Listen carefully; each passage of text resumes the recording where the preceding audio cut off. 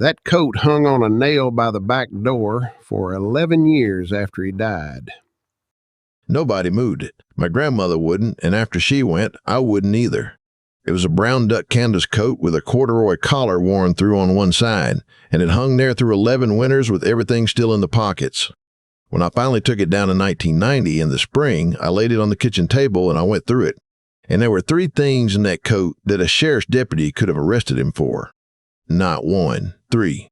And this was a man who never missed church, who paid cash for everything he ever owned, and who I never once heard raise his voice at my grandmother in 25 years.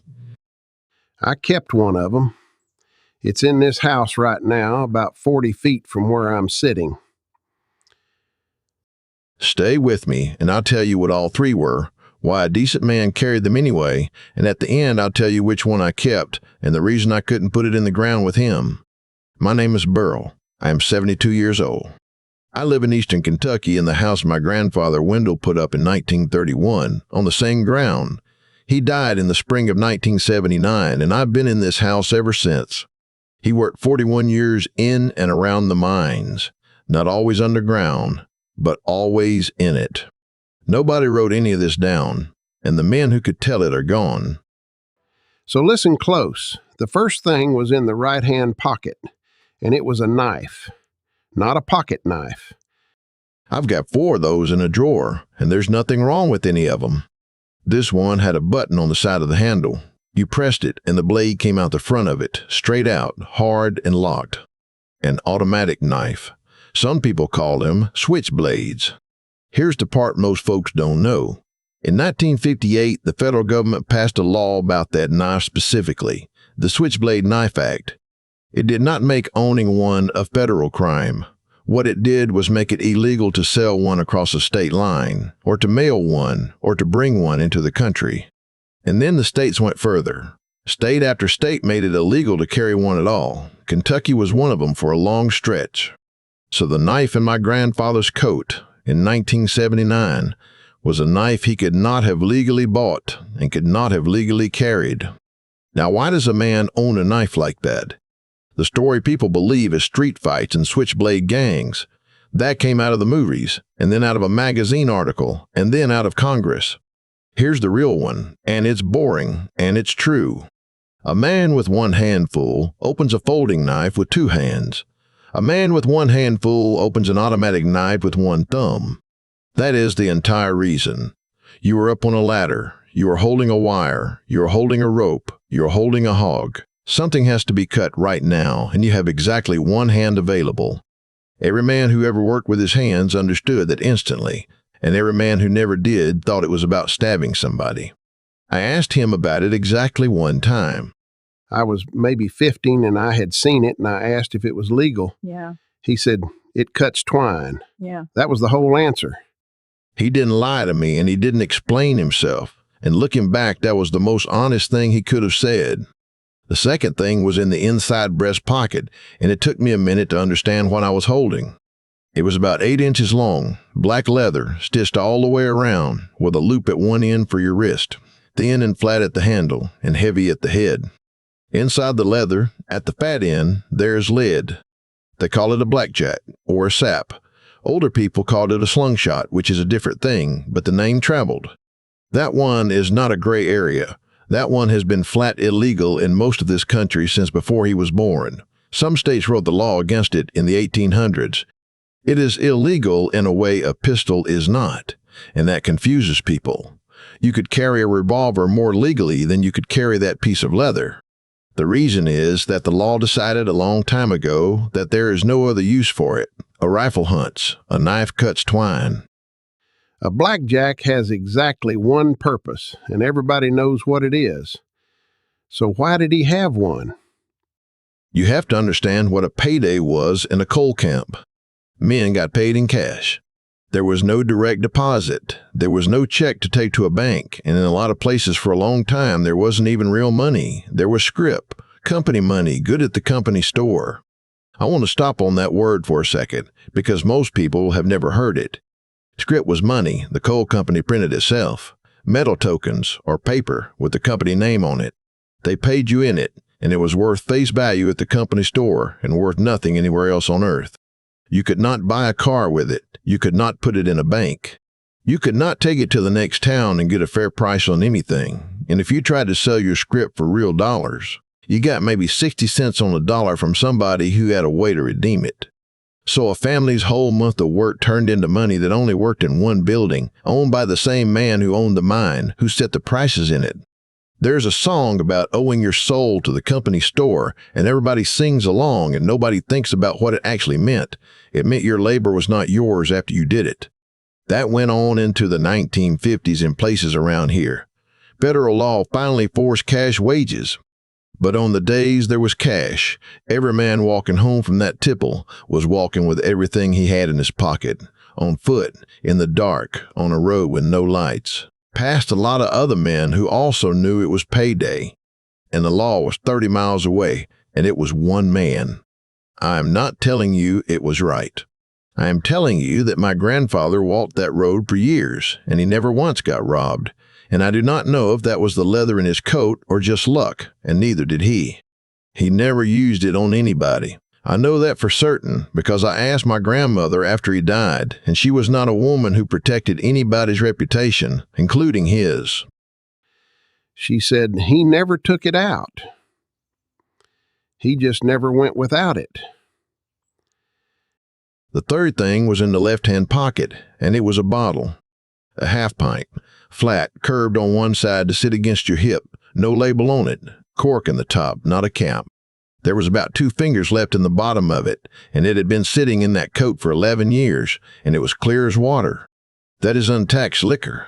Homemade, nobody paid the federal excise on it, and possessing it was a federal matter, not a county one. People think of moonshine as a joke now. It's a t-shirt. Down here, it was the difference between a family making it through a winter and not.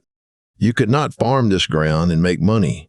You could farm this ground and make corn. And you could not get a wagon of corn over that road to a market that would pay you anything for it. But you could run that same corn through a still and put the whole crop in a jar, and a jar walks. It was the only way a lot of this country ever turned work into cash, and the federal government's problem with it was never that it was dangerous. It was that nobody paid the tax on it. And there is a thing about that bottle in his coat that took me years to work out. My grandfather did not drink. I never saw the man take a drink in my life. Not at a wedding, not at a funeral, not at Christmas. So that bottle was not for him. That bottle was for a neighbor with a bad tooth on a Sunday when there was no dentist, and for the man who helped him get the hay in, and for a cut that needed cleaning when the nearest doctor was in another county. It was medicine, and it was currency, and it was a way to say thank you when you had no money to say it with, and it happened to be a federal crime. Now, I've said 3 times that a deputy could have arrested him. I ought to tell you the truth about whether one ever would have. Probably not, and the reason why is its own lesson. The sheriff in a county like this was elected by the same 1,100 people my grandfather went to church with. He knew who still was up Witch Hollow. He knew what was in every man's coat because it was in his coat too. The law that came after the liquor was not the county. It was federal, revenue men from outside who came in for a season and went home. And when they came, everybody knew a week ahead of time because somebody's cousin worked at the courthouse. So there were 2 laws running at the same time. The written one, which said all 3 of those things were crimes. And the real one, which was what the man who lived 4 miles up the road was willing to do about it. That gap is the whole history of this place. Not lawlessness. People here were not lawless. They were some of the most rule-bound people you will ever meet. It was that the rules that counted were the ones the community made, and the rules on paper came from somewhere else and mostly stayed on the paper. And the day that stopped being true, when the outside law finally reached all the way up every hollow, a lot of what I'm describing became impossible, and a lot of families went under. Both things are true, and I'm not going to pretend they aren't.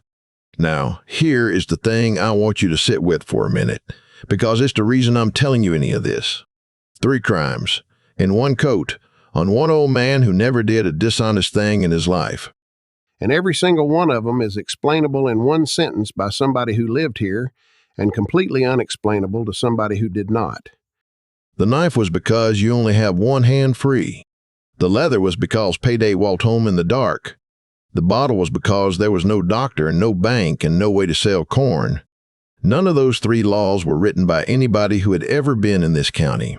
They were written far away, by people solving a problem they read about, and they landed here on a man who was not the problem. That is what I think about when people talk about the old ways like it was all quilts and biscuits. It was also a good man with 3 arrestable things in his coat because the world he lived in did not give him a legal way to do ordinary things. There is a 4th thing I should mention, and it wasn't in the coat. He dug ginseng. Everybody here did. There is a season on sang, and there are rules about the age of the root and where you can dig, and there always have been. And I would bet you everything I own that my grandfather broke every one of them at some point in 40 years. I left it off the list because it wasn't in the coat that day, but if you're keeping count, it's 4. So which one did I keep? I burned nothing. I want to say that because people assume you throw it all away. The bottle I emptied into the sink and I set on the shelf in the cellar where it still is, with the quart beside it. It's just glass now. There's nothing illegal about an empty bottle. The knife I gave to my cousin's boy, who works on a farm in Ohio, and who needed a thing he could open with one hand while he was holding something with the other. I told him what it was, and I told him to know his own state's law, because it has changed twice since then, and it is not the same in Ohio as it is here. I kept the leather.